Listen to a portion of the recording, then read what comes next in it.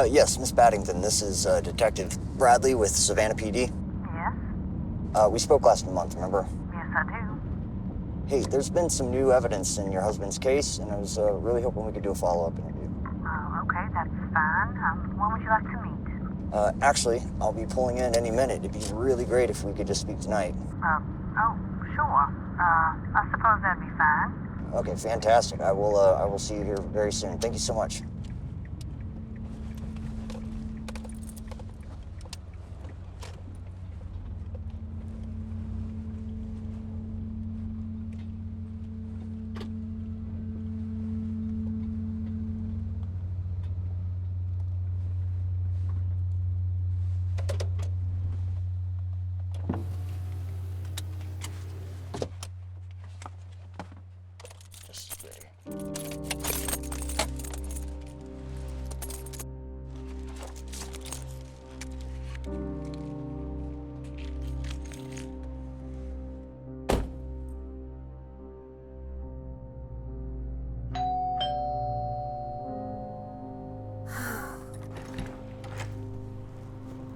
Oh, well, you must be Detective Bradley.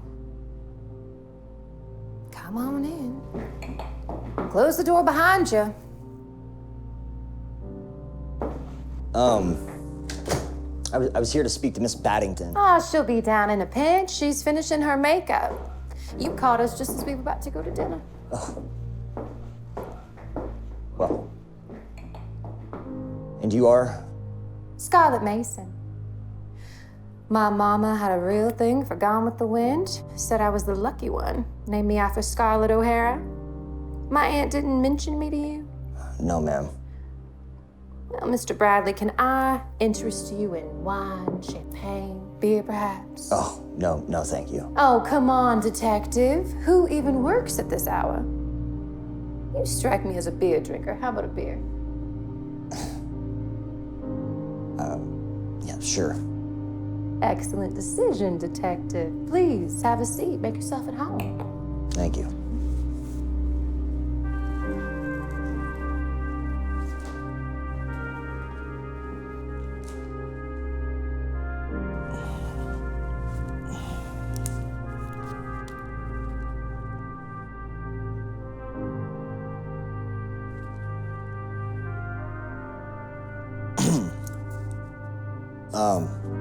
So you live here with your aunt?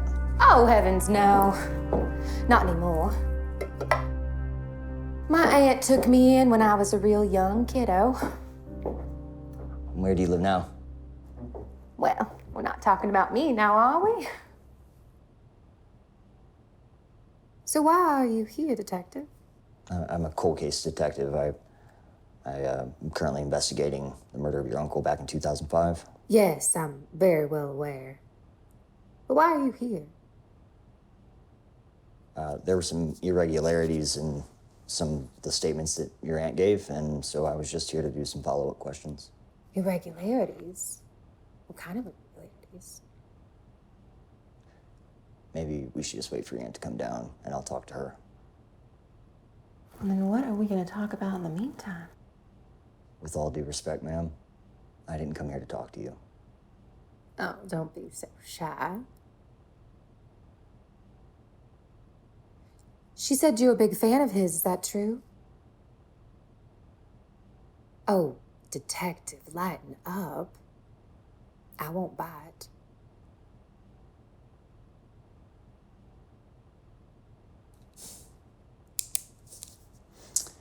Okay. Honestly, he was kind of an idol to me. Idol? Do tell.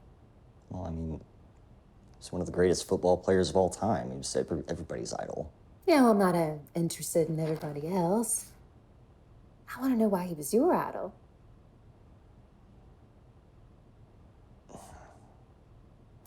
When I was young, I used to play football. To be honest with you, I wasn't very good at it.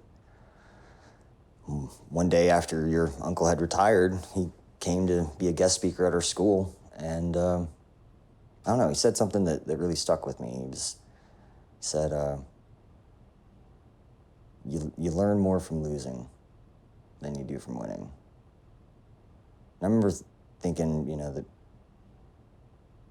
I was kind of stupid, but maybe I was too young. But one day it just kind of clicked, and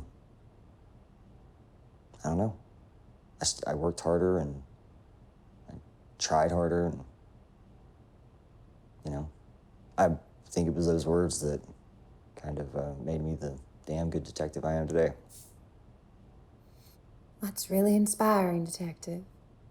Problem is, sometimes you shouldn't meet your heroes, because you just might find out the villains. Take what you want, but leave me something. You ever say that in his motivational speech? No, ma'am. Well, that's what he would say to his buddies before they all fucked me 6 weeks from Sunday. They used to take a belt and wrap it around my neck, and they would ride me like a horse. Oh, I lost my virginity to him. I didn't win it. So you might say I learned something. Well, I see you've met my niece, Detective. What are you two talking about? Oh, just all the ways Uncle inspired us.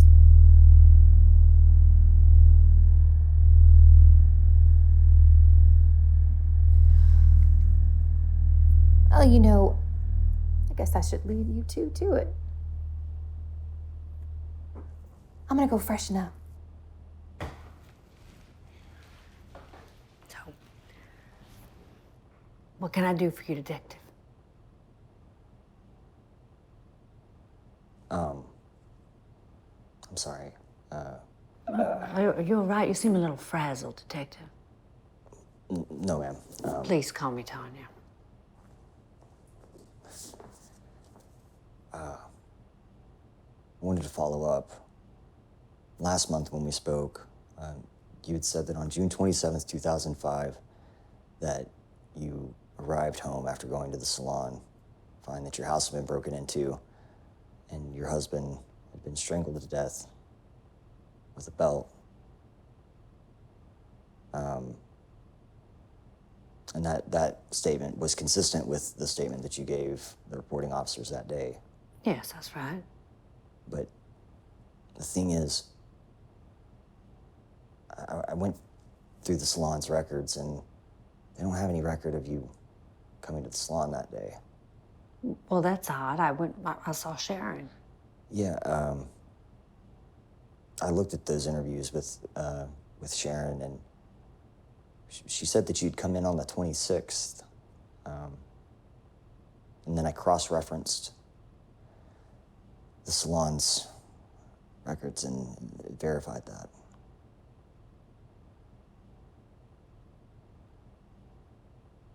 We used to own this dog.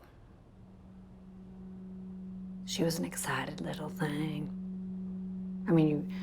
She'd get caught in the rain, and you could scare in her sleep, and she would still be excited to see you. One time, Tom and I got into a big old argument.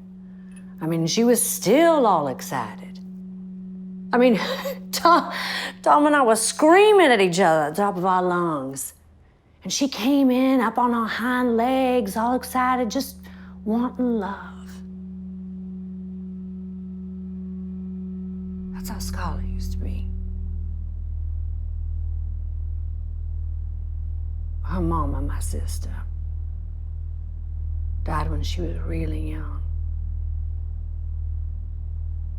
Tom and I couldn't have babies, so Scarlett was the biggest blessing in my life.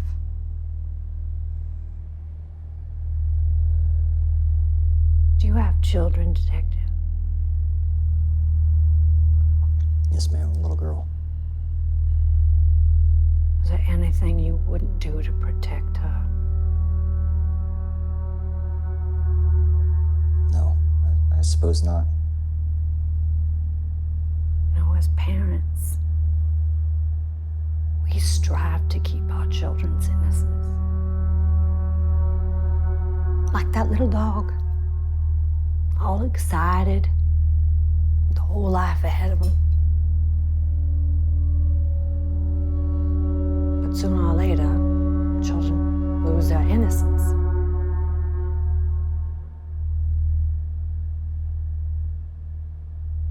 Some sooner than others.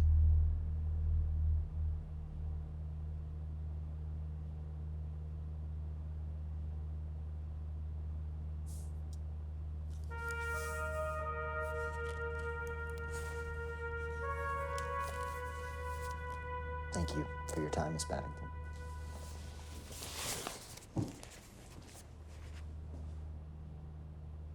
Was there anything else you needed, Detective? No, ma'am. I guess Sharon just got it wrong.